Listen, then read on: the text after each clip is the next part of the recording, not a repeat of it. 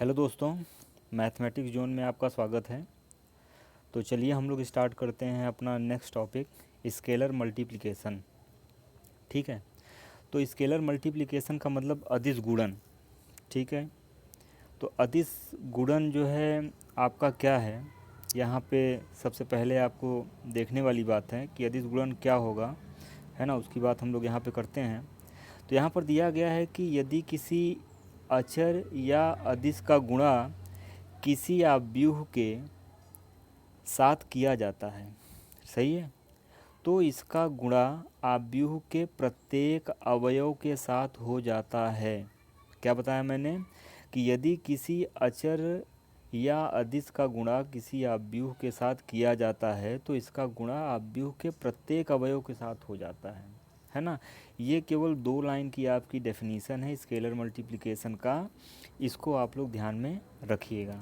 जैसे यहाँ पर मैंने आपको जो है एक आव्यूह दिया हुआ है, ठीक है।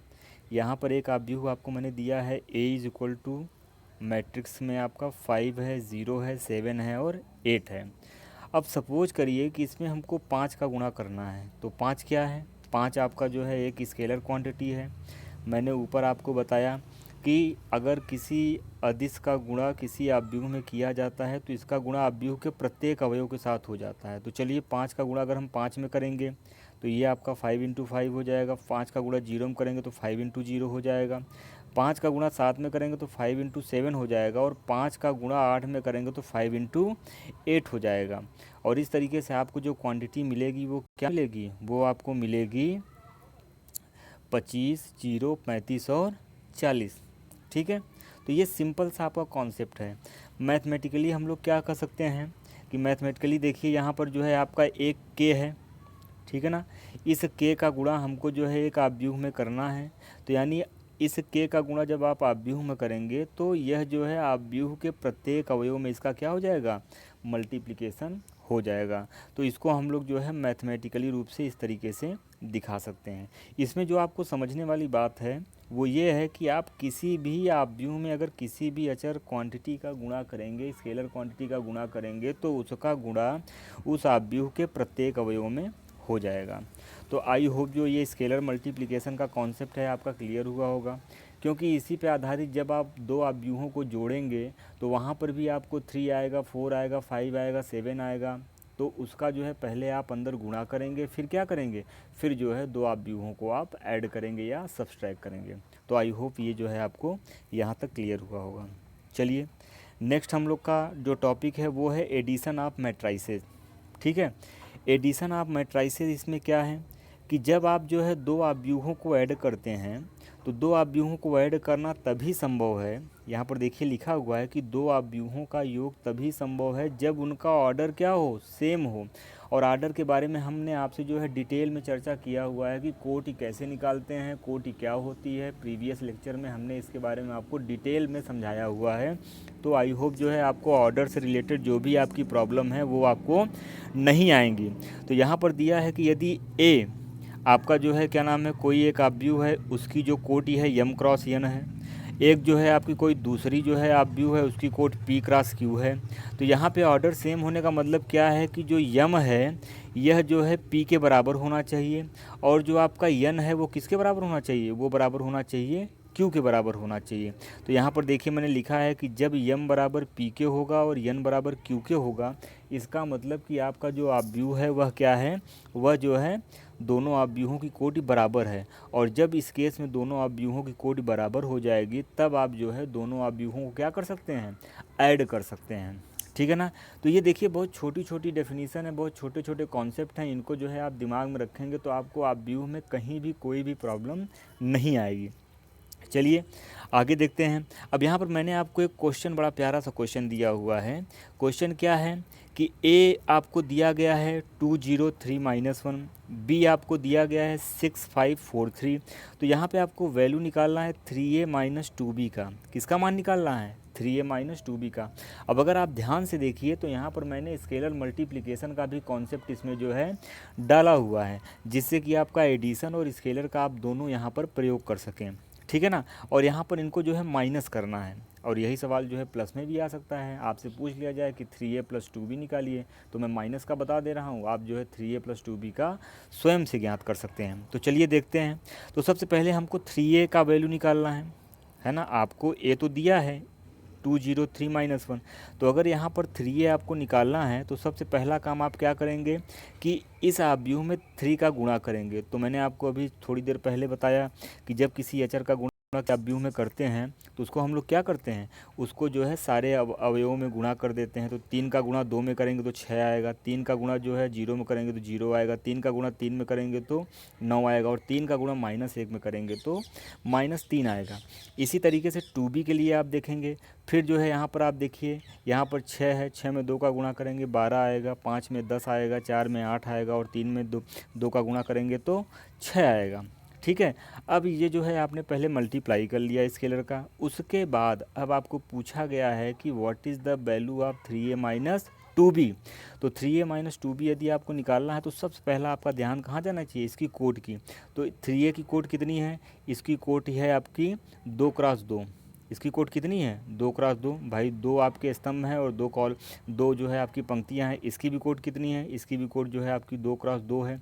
तो अब यम बराबर यन के है, यानी यम बराबर यन के है, और सॉरी यम बराबर पी के है और यन बराबर क्यू के है। तो यानी इसका आसानी से हम लोग क्या कर सकते हैं, घटा सकते हैं। तो चलिए घटा दीजिए। तो 3a - 2b यानी 6 - 12 करेंगे, यहाँ 6 - 12 करेंगे, ये 6 माइनस यहाँ पे 12 करेंगे, फिर 0 - 10 करेंगे, फिर 9 - 8 करेंगे, और -3 - 6 करेंगे। तो आपके पास क्या वैल्यू मिलेगा, आप जो है जब 6 में -12 घटाएंगे तो चूँकि -12 बड़ा है तो -6 आएगा। इसी तरीके से -10 आएगा, 1 आएगा और -9 आएगा। तो ये जो है आपका क्या हो जाएगा, ये आपका आंसर हो जाएगा। इसी तरीके से प्लस की बात करें तो आप लोग प्लस के लिए भी कर सकते हो, ठीक है ना। तो ये आई होप जो है यहाँ पर क्लियर हुआ होगा। कुछ बच्चे जो है मुझसे पूछ रहे थे कि सर ये क्वेश्चन कैसे होगा। तो अब इसको पढ़ने के बाद आई होप जो है कि आपको सारी चीज़ें मल्टीप्लिकेशन, सब्सट्रैक्शन, एडिशन और स्केलर मल्टीप्लिकेशन का कॉन्सेप्ट यहाँ तक क्लियर हुआ होगा। ओके, चलिए नेक्स्ट जो हमारा टॉपिक है वो है मल्टीप्लिकेशन ऑफ 2 मैट्राइसेस। ठीक है, ये बड़ा ही इम्पॉर्टेंट है, और आप समझिए कि अगर आपको 2 आव्यूहों का गुणा नहीं आएगा तो आप जो है क्या नाम है, आगे जो आपका गुणा से संबंधित जो क्वेश्चन है इसमें दिए हुए वो आप नहीं कर पाएंगे। तो ये सबसे इम्पॉर्टेंट है कि 2 आव्यूहों का गुणा हम कैसे करते हैं। तो सबसे पहले ध्यान दीजिए, यहाँ पे मैंने जो है 2 चीज़ें ली हुई हैं। कौन कौन सी, एक आव्यूह हमने यहाँ पर कंसीडर किया हुआ है कि यदि a बराबर aij है ना। aij का मतलब क्या है, ये आपके जो है जो आव्यूह के अंदर उनके जो है अवयवों को दिखा रहा है, और यहाँ पे कोट इसकी क्या है, यम क्रॉस यन है, ये मैंने माना हुआ है। और हमने यहाँ पर दूसरा आव्यूह लिया है, इसकी कोट ही हमने क्या माना है, p क्रॉस q माना है, ठीक है।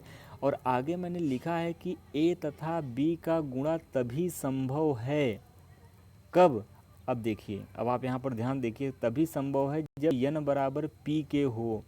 इस चीज़ को ध्यान से समझिएगा, यहाँ पे यम और क्यू की बात नहीं हो रही है। यहाँ पे जो पहला आव्यूह है उसके जो कोट में जो दूसरा वाला है यानी यन, ये बराबर होना चाहिए आपका किसके, जो दूसरा आव्यूह दिया गया है कौन, पी, उसके बराबर होना चाहिए। और जब जो है यन बराबर पी के होगा तभी जो है इसका गुणा क्या होगा, तभी इसका गुणा जो है संभव होगा, ठीक है। तो तभी इसका गुणा संभव होगा।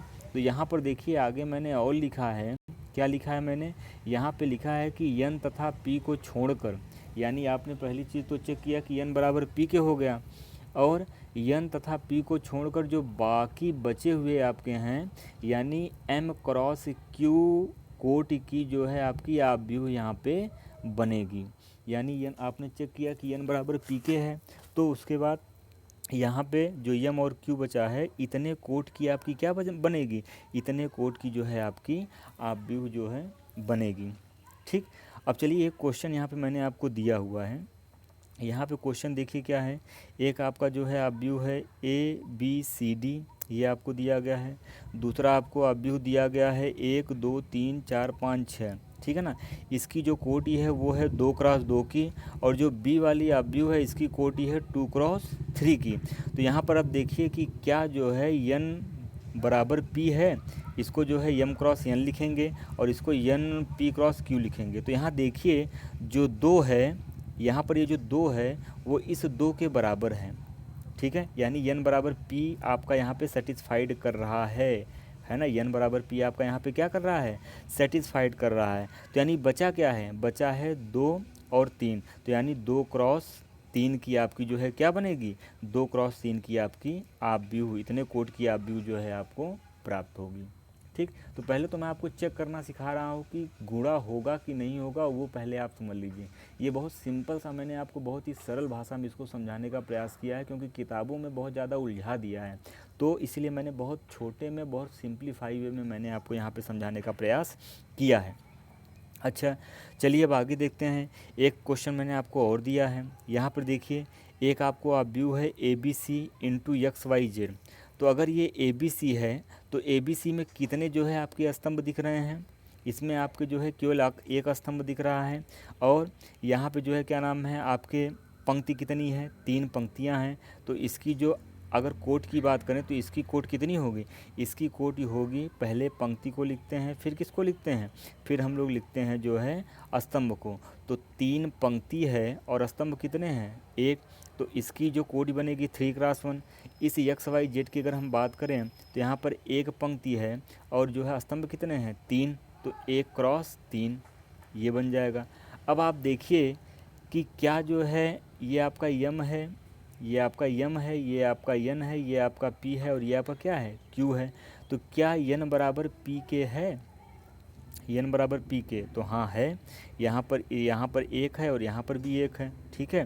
तो अब यहाँ पर क्या हो जाएगा, यहाँ पर देखिए गुणन संभव है तथा प्रोडक्ट में प्राप्त अपव्यू 3x3 की है। भाई होगा ही होगा, है ना। क्यों होगा, क्योंकि यहाँ पे मैंने आपको दिया है कि ये जो आपका दिया हुआ है ये वो क्या है, वो यहाँ पर इसकी दोनों की कोटि जो है वो बराबर है, और जो बचा हुआ है यानी अगर हम बात करें m क्रॉस q की, तो वह जो है 3x3 का होगा। तो यहाँ पर आपका गुणन क्या है, यहाँ पे गुणन आपका संभव है, और प्रोडक्ट में प्राप्त अपव्यू कितने की होगी, 3x3 की होगी। ठीक, आगे चलिए देखते हैं। एक फिर मैंने आपको क्वेश्चन दिया हुआ है, इस क्वेश्चन को आप जो है स्वयं से देखिए। ठीक, एक क्वेश्चन मैंने आपको यहाँ पे दिया हुआ है, और उम्मीद करता हूँ कि ये सवाल जो है आप स्वयं से कर पाएंगे। यहाँ पर मैंने आपको 3 अपव्यू दिया है, कौन कौन सा, XYZ गुणते ABC PQR STV गुणते XYZ। अब यहाँ पर देखिए मैंने यहाँ पर इसका सलूशन भी आपको दिया हुआ है। अब आप इसको स्वयं से जो है मैच करते हुए, गुणा करते हुए देखिए कि क्या जो है इन तीनों का गुणन संभव है या नहीं है। तो आई होप जो है यहाँ पर आपको ये चीज़ जो है क्लियर हुई होगी।